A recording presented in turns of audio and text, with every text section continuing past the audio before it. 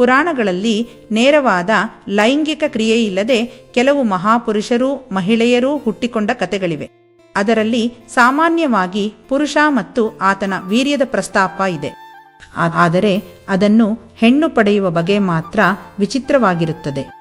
ಮಹಾಭಾರತದ ಕೌರವರು ಪಾಂಡವರ ಜನನಕ್ಕೆ ಕಾರಣವಾದ ಪಾಂಡು, ಧೃತರಾಷ್ಟ್ರಾದಿಗಳ ತಂದೆಯಾದ ವೇದವ್ಯಾಸರ ತಾಯಿ ಸತ್ಯವತಿಯ ಹುಟ್ಟಿನ ಹಿನ್ನೆಲೆಯಲ್ಲಿ ಇಂಥದೊಂದು ಕಥೆಯಿದೆ. ಬ್ರಹ್ಮನ ಮಗ ವಸಿಷ್ಠ, ವಸಿಷ್ಠರ ಮಗ ಶಕ್ತಿ ಎನ್ನುವ ಹೆಸರಿನವನು. ಶಕ್ತಿಗೆ ಪರಾಶರ ಎಂಬ ಮಗ. ಈ ಪರಾಶರರು ನಾರಾಯಣನು ತನ್ನ ಮಗನಾಗಲಿ ಎಂದು ಮಹಾ ತಪಸ್ಸನ್ನು ಮಾಡಿದರು. ಪರಾಶರರ ತಪಸ್ಸಿನಿಂದ ಸಂತಸಗೊಂಡ ನಾರಾಯಣನು ಅವರ ಮುಂದೆ ಪ್ರತ್ಯಕ್ಷನಾಗಿ ಹೀಗೆ ಹೇಳುತ್ತಾನೆ, ನನ್ನ ಭಕ್ತನಾದ ವಸುರಾಜನಿಗೆ ಅತ್ಯಂತ ಚೆಲುವೆಯಾದ ಮಗಳೊಬ್ಬಳಿದ್ದಾಳೆ, ಅವಳಲ್ಲಿ ನಿನ್ನ ಮಗನಾಗಿ ಅವತರಿಸುತ್ತೇನೆ ಎಂದು. ಒಮ್ಮೆ ಕಾಡಿನಲ್ಲಿ ಬೇಟೆಗೆಂದು ತಿರುಗುತ್ತಿದ್ದ ವಸುರಾಜ ಕಾಡಿನಲ್ಲಿ ರತಿಕೇಳಿಯಲ್ಲಿ ನಿರತವಾಗಿದ್ದ ಮೃಗಮಿಥುನವನ್ನು ನೋಡಿ ಮಾನಸಿಕವಾಗಿ ತನ್ನ ಹೆಂಡತಿಯನ್ನು ಸೇರಿದ. ಆಗಾಗ ಆತನ ವೀರ್ಯಸ್ಖಲನಗೊಂಡಿತು. ಈ ರೀತಿ ಸ್ಖಲನಗೊಂಡ ರೇತಸ್ಸನ್ನು ವಸುವು ಗಿಡುಗದ ಕೈಯಲ್ಲಿ ಕೊಟ್ಟು ಅದನ್ನು ತನ್ನ ಹೆಂಡತಿಗೆ ಕೊಡಲು ಹೇಳಿ ಕಳುಹಿಸಿದ. ಗಿಡುಗ ಆ ರೇತಸ್ಸನ್ನು ಹೊತ್ತು ಆಕಾಶದಲ್ಲಿ ಸಾಗುತ್ತಿರುವಾಗ ಇನ್ನೊಂದು ಗಿಡುಗ ಈ ಗಿಡುಗದೊಂದಿಗೆ ಯುದ್ಧಕ್ಕೆ ನಿಂತಿತು. ಹೀಗೆ ಯುದ್ಧ ಮಾಡುವಾಗ ಗಿಡುಗದ ಕೈಯಲ್ಲಿದ್ದ ರೇತಸ್ಸು ಯಮುನಾ ನದಿಯ ನೀರಿನಲ್ಲಿ ಬಿದ್ದಿತು. ಆ ರೀತಿ ಬಿದ್ದ ರೇತಸ್ಸನ್ನು ಒಂದು ಹೆಣ್ಣು ಮೀನು ನುಂಗಿತು. ಮೀನನ್ನು ಅಂಬಿಗರು ಹಿಡಿದರು. ಆ ಮೀನಿನ ಹೊಟ್ಟೆಯಲ್ಲಿ ಬೆಸ್ತರು ಅವಳಿ ಜವಳಿ ಮಕ್ಕಳಿರುವುದನ್ನು ಕಂಡರು ಮತ್ತು ಅದನ್ನು ಅವರು ತಮ್ಮ ಒಡೆಯನಾದ ಒಪ್ಪಿಸಿದರು.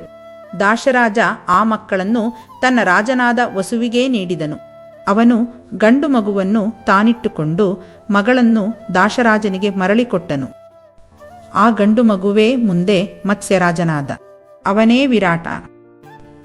ಹೆಣ್ಣು ಮಗಳೇ ಸತ್ಯವತಿ. ಈಕೆಯನ್ನು ಮುಂದೆ ಹಸ್ತಿನಾಪುರದ ಶಂತನು ಮಹಾರಾಜ ವರಿಸುತ್ತಾನೆ. ಅದಕ್ಕೂ ಮೊದಲು ಈಕೆ ಯಮುನಾ ನದಿಯಲ್ಲಿ ದೋಣಿ ನಡೆಸುತ್ತಿರುವಾಗ ಪರಾಶರ ಮಹರ್ಷಿಗಳು ಒಮ್ಮೆ ನದಿ ದಾಟಲು ಬಂದವರು ಈಕೆಯ ಚೆಲುವನ್ನು ಕಂಡು ಆಕೆಯಲ್ಲಿ ಕಾಮಾಸ್ಕತರಾಗುತ್ತಾರೆ. ಅಲ್ಲೇ ಸೇರುತ್ತಾರೆ. ಅಲ್ಲೇ ಮಗುವೂ ಜನಿಸುತ್ತದೆ. ಆ ಮಗುವೇ ವ್ಯಾಸ ಅಥವಾ ವೇದವ್ಯಾಸ. ಆತನೇ ನಾರಾಯಣನ ಅವತಾರ. ವೀರ್ಯ ನುಂಗಿದ್ರೆ ಮಕ್ಕಳು ಹುಟ್ಟಾವ? ಲೈಂಗಿಕ ಕ್ರಿಯೆಯ ಬಗ್ಗೆ ತಿಳಿಯದೆ ಮುಗ್ಧರು ಕೆಲವೊಮ್ಮೆ ಹೆಣ್ಣು ಗಂಡಸಿನ ವೀರ್ಯ ನುಂಗಿದ್ರೆ ಮಕ್ಕಳು ಹುಟ್ಟಾರಾ ಎಂಬ ಪ್ರಶ್ನೆ ಕೇಳುವುದುಂಟು. ಹಾಗೆ ಹುಟ್ಟುವುದಿಲ್ಲ ಎನ್ನುವುದು ನಿಜ. ಆದರೆ ಅಂಥ ವಿಚಿತ್ರ ಹುಟ್ಟುಗಳು ಸಂಭವಿಸುತ್ತವೆ ಎಂಬುದನ್ನು ಪುರಾಣಗಳು ಹೇಳುತ್ತವೆ. ಪುರಾಣಗಳಲ್ಲಿ ನೇರವಾದ ಲೈಂಗಿಕ ಕ್ರಿಯೆಯಿಲ್ಲದೆ ಕೆಲವು ಮಹಾಪುರುಷರೂ ಮಹಿಳೆಯರೂ ಹುಟ್ಟಿಕೊಂಡ ಕಥೆಗಳಿವೆ. ಅದರಲ್ಲಿ ಸಾಮಾನ್ಯವಾಗಿ ಪುರುಷ ಮತ್ತು ಆತನ ವೀರ್ಯದ ಪ್ರಸ್ತಾಪ ಇದೆ. ಆದರೆ ಅದನ್ನು ಹೆಣ್ಣು ಪಡೆಯುವ ಬಗೆ ಮಾತ್ರ ವಿಚಿತ್ರವಾಗಿರುತ್ತದೆ. ಮಹಾಭಾರತದ ಕೌರವರು ಪಾಂಡವರ ಜನನಕ್ಕೆ ಕಾರಣವಾದ ಪಾಂಡು, ಧೃತರಾಷ್ಟ್ರಾದಿಗಳ ತಂದೆಯಾದ ವೇದವ್ಯಾಸರ ತಾಯಿ ಸತ್ಯವತಿಯ ಹುಟ್ಟಿನ ಹಿನ್ನೆಲೆಯಲ್ಲಿ ಇಂಥದೊಂದು ಕಥೆಯಿದೆ. ಬ್ರಹ್ಮನ ಮಗ ವಸಿಷ್ಠ, ವಸಿಷ್ಠರ ಮಗ ಶಕ್ತಿ ಎನ್ನುವ ಹೆಸರಿನವನು. ಶಕ್ತಿಗೆ ಪರಾಶರ ಎಂಬ ಮಗ. ಈ ಪರಾಶರರು ನಾರಾಯಣನು ತನ್ನ ಮಗನಾಗಲಿ ಎಂದು ಮಹಾ ತಪಸ್ಸನ್ನು ಮಾಡಿದರು.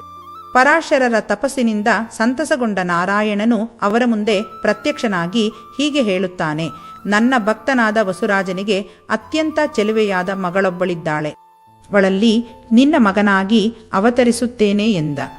ಒಮ್ಮೆ ಕಾಡಿನಲ್ಲಿ ಬೇಟೆಗೆಂದು ತಿರುಗುತ್ತಿದ್ದ ವಸುರಾಜ ಕಾಡಿನಲ್ಲಿ ರತಿಕೇಳಿಯಲ್ಲಿ ನಿರತವಾಗಿದ್ದ ಮೃಗಮಿಥುನವನ್ನು ನೋಡಿ ಮಾನಸಿಕವಾಗಿ ತನ್ನ ಹೆಂಡತಿಯನ್ನು ಸೇರಿದ. ಆಗಾಗ ಆತನ ವೀರ್ಯಸ್ಖಲನಗೊಂಡಿತು. ಈ ರೀತಿ ಸ್ಖಲನಗೊಂಡ ರೇತಸ್ಸನ್ನು ವಸುವು ಗಿಡುಗದ ಕೈಯಲ್ಲಿ ಕೊಟ್ಟು ಅದನ್ನು ತನ್ನ ಹೆಂಡತಿಗೆ ಕೊಡಲು ಹೇಳಿ ಕಳುಹಿಸಿದ. ಗಿಡುಗ ಆ ರೇತಸ್ಸನ್ನು ಹೊತ್ತು ಆಕಾಶದಲ್ಲಿ ಸಾಗುತ್ತಿರುವಾಗ ಇನ್ನೊಂದು ಗಿಡುಗ ಈ ಗಿಡುಗದೊಂದಿಗೆ ಯುದ್ಧಕ್ಕೆ ನಿಂತಿತು. ಹೀಗೆ ಯುದ್ಧ ಮಾಡುವಾಗ ಗಿಡುಗದ ಕೈಯಲ್ಲಿದ್ದ ರೇತಸ್ಸು ಯಮುನಾ ನದಿಯ ನೀರಿನಲ್ಲಿ ಬಿದ್ದಿತು. ಆ ರೀತಿ ಬಿದ್ದ ರೇತಸ್ಸನ್ನು ಒಂದು ಹೆಣ್ಣು ಮೀನು ನುಂಗಿತು. ಆ ಮೀನನ್ನು ಅಂಬಿಗರು ಹಿಡಿದರು. ಆ ಮೀನಿನ ಹೊಟ್ಟೆಯಲ್ಲಿ ಬೆಸ್ತರು ಅವಳಿ ಜವಳಿ ಮಕ್ಕಳಿರುವುದನ್ನು ಕಂಡರು ಮತ್ತು ಅದನ್ನು ಅವರು ತಮ್ಮ ಒಡೆಯನಾದ ದಾಶರಾಜನಿಗೆ ಒಪ್ಪಿಸಿದರು.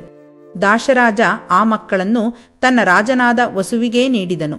ಅವನು ಗಂಡು ಮಗುವನ್ನು ತಾನಿಟ್ಟುಕೊಂಡು ಮಗಳನ್ನು ದಾಶರಾಜನಿಗೆ ಮರಳಿಕೊಟ್ಟನು. ಆ ಗಂಡು ಮಗುವೇ ಮುಂದೆ ಮತ್ಸ್ಯರಾಜನಾದ. ಅವನೇ ವಿರಾಟ. ಹೆಣ್ಣು ಮಗಳೇ ಸತ್ಯವತಿ. ಈಕೆಯನ್ನು ಮುಂದೆ ಹಸ್ತಿನಾಪುರದ ಶಂತನು ಮಹಾರಾಜ ವರಿಸುತ್ತಾನೆ.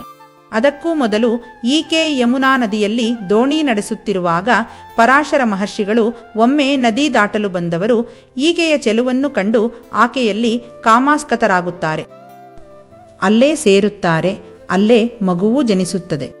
ಆ ಮಗುವೇ ವ್ಯಾಸ ಅಥವಾ ವೇದವ್ಯಾಸ. ಆತನೇ ನಾರಾಯಣನ ಅವತಾರ. ಹನುಮಂತನಿಗೂ ಒಬ್ಬ ಮಗನಿದ್ದ ಎನ್ನುತ್ತಾರೆ. ಆತನ ಕತೆ ಹೀಗಿದೆ. ಲಂಕಾಯುದ್ಧದಲ್ಲಿ ಅಹಿರಾವಣ ಮಹಿರಾವಣರು ರಾಮ ಲಕ್ಷ್ಮಣರನ್ನು ಯುದ್ಧರಂಗದಿಂದ ಕದ್ದುಕೊಂಡು ಪಾತಾಳಕ್ಕೆ ಹೊರಟು ಹೋಗುತ್ತಾರೆ. ಅವರನ್ನು ಹುಡುಕಿಕೊಂಡು ಹನುಮಂತನು ಸಮುದ್ರದ ಮೂಲಕ ಪಾತಾಳಕ್ಕೆ ತೆರಳುವಾಗ ಅರ್ಧಮಕರ ಅರ್ಧ ಕಪಿಯ ರೂಪದಲ್ಲಿದ್ದ ಮಹಾ ಆಕಾರವೊಂದು ಆತನನ್ನು ಹಿಡಿದುಕೊಳ್ಳುತ್ತದೆ. ಹನುಮಂತನ ಸಮಾನ ಬಲನಾಗಿದ್ದ ಆತನೊಂದಿಗೆ ಕಾದಾಡಿದ ಹನುಮಂತನು ನೀನು ಯಾರೆಂದು ಕೇಳುತ್ತಾನೆ. ಆಗ ನಾನು ಹನುಮಂತನ ಮಗ ಎಂದು ಆತ ಹೇಳುತ್ತಾನೆ. ಹನುಮಂತ ಬ್ರಹ್ಮಚಾರಿಯಲ್ಲವೇ, ಆತನಿಗೆ ಮಗನಿರಲು ಹೇಗೆ ಸಾಧ್ಯ ಎಂದು ಆಂಜನೇಯ ಪ್ರಶ್ನಿಸಿದಾಗ ಆತನು ತನ್ನ ಕಥೆಯನ್ನು ಹೇಳುತ್ತಾನೆ.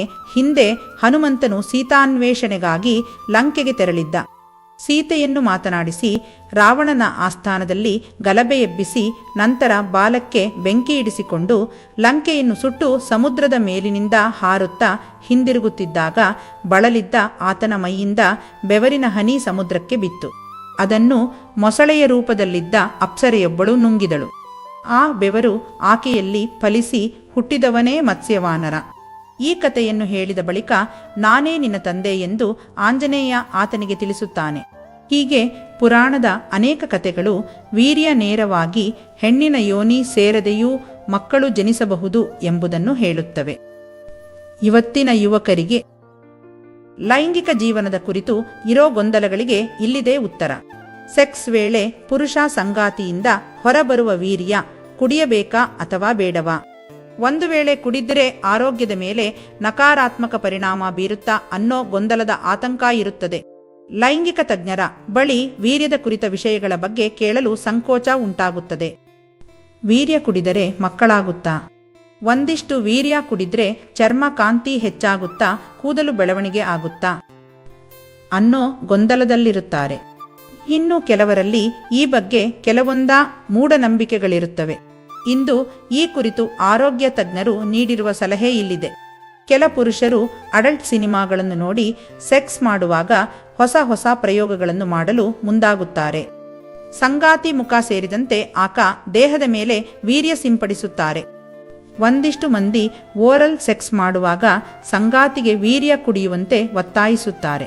ಇದನ್ನು ಆರೋಗ್ಯ ತಜ್ಞರು ಹುಚ್ಚಾಟ ಎಂದು ಪರಿಗಣಿಸುತ್ತಾರೆ.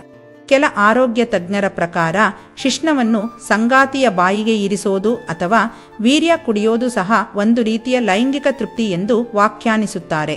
ನಿಮ್ಮ ಸಂಗಾತಿ ಲೈಂಗಿಕ ಸಮಸ್ಯೆಗಳಿಂದ ಬಳಲುತ್ತಿದ್ದರೆ ಈ ಸಮಯದಲ್ಲಿ ಯಾವುದೇ ಪ್ರಿಕಾಷನ್ ಇಲ್ಲದೆ ಓರಲ್ ಸೆಕ್ಸ್ ನಡೆಸಿದ್ರೆ 100ಕ್ಕೆ 100ರಷ್ಟು ನಿಮಗೂ ಅನಾರೋಗ್ಯ ಸಮಸ್ಯೆಗಳು ವರ್ಗಾವಣೆಯಾಗುವ ಸಾಧ್ಯತೆ ಇರುತ್ತದೆ. ವೀರ್ಯದಲ್ಲಿ ಪ್ರೋಟೀನ್ ಇರುತ್ತೆ. ಇದನ್ನು ಕುಡಿಯೋದರಿಂದ ಚರ್ಮಕ್ಕೆ ಸಂಬಂಧಿಸಿದ ಸಮಸ್ಯೆಗಳು ದೂರ ಆಗುತ್ತೆ, ಕೂದಲ ಸೊಂಪಾಗಿ ಬೆಳೆಯುತ್ತೆ ಅನ್ನೋದೆಲ್ಲ ಸುಳ್ಳು. ಇದೆಲ್ಲ ಕೇವಲ ಮೂಢನಂಬಿಕೆಗಳು ಎಂದು ಆರೋಗ್ಯ ತಜ್ಞರು ಹೇಳುತ್ತಾರೆ. ಮಹಿಳಾ ಸಂಗಾತಿ ವೀರ್ಯ ಕುಡಿದರೆ ಮಕ್ಕಳಾಗುತ್ತೆ ಎಂಬ ಸುದ್ದಿಗಳು ಸುಳ್ಳು. ಬಾಯಿಗೂ ಮತ್ತು ಗರ್ಭಕೋಶಕ್ಕೆ ಯಾವುದೇ ಸಂಬಂಧ ಇರಲ್ಲ. ಹಾಲು, ಹಣ್ಣು ಸೇರಿದಂತೆ ಹೇಗೆ ಆಹಾರ ಸೇವಿಸಿದಾಗ ದೇಹದೊಳಗೆ ಯಾವೆಲ್ಲ ಪ್ರಕ್ರಿಯೆಗಳು ನಡೆಯುತ್ತೋ ಅದೇ ರೀತಿ ವೀರ್ಯ ಕುಡಿದಾಗಲೂ ಆಗುತ್ತೆ ಎಂದು ಆರೋಗ್ಯ ತಜ್ಞರು ಸ್ಪಷ್ಟಪಡಿಸುತ್ತಾರೆ. ಟೀನೇಜರ್ಗಳು ಲಿವ್ ಇನ್ ರಿಲೇಶನ್ಶಿಪ್ ಇರೋ ಜೋಡಿ ಓರಲ್ ಸೆಕ್ಸ್ ಹೆಚ್ಚು ಇಷ್ಟಪಡ್ತಾರೆ ಎಂದು ವೈದ್ಯರು ಹೇಳುತ್ತಾರೆ. ನಿಮ್ಮ ಪಾರ್ಟ್ನರ್ ಮೇಲೆ ನಿಮಗೆ 100% ನಂಬಿಕೆ ಇದ್ರೆ ವೀರ್ಯ ಕುಡಿಯಬಹುದು. ನಿಮ್ಮ ಲೈಂಗಿಕ ಸಂಗಾತಿ ಯಾವುದೇನಿಂದ ಬಳಲುತ್ತಿಲ್ಲ ಎಂಬುದನ್ನು ಖಚಿತಪಡಿಸಿಕೊಳ್ಳಬೇಕು. ಓರಲ್ ಸೆಕ್ಸ್ ಮಾಡುವಾಗ ಶಿಶ್ನಕ್ಕೆ ಕಾಂಡೋಮ್ ಹಾಕಿ ನಡೆಸೋದು ಒಳ್ಳೆಯದು ಎಂದು ವೈದ್ಯರು ಸಲಹೆ ನೀಡುತ್ತಾರೆ. ಕಾಂಡೋಮ್ ಮರುಬಳಕೆಯೂ ಒಳ್ಳೆಯದಲ್ಲ ಎಂದು ಸಲಹೆ ನೀಡುತ್ತಾರೆ. ಒಂದಕ್ಕಿಂತ ಹೆಚ್ಚು ಸಂಗಾತಿಗಳಿದ್ದಾಗ ಯಾರ ವೀರ್ಯ ಕುಡಿಯಬಹುದು ಎಂದು ಅಂತಿಮ ನಿರ್ಧಾರ ನಿಮ್ಮದಾಗಿರಬೇಕು. ಕೆಲ ಮಹಿಳಾ ಸಂಗಾತಿಗಳೇ ಓರಲ್ ಸೆಕ್ಸ್ಗೆ ಪ್ರಚೋದಿಸುತ್ತಾರೆ.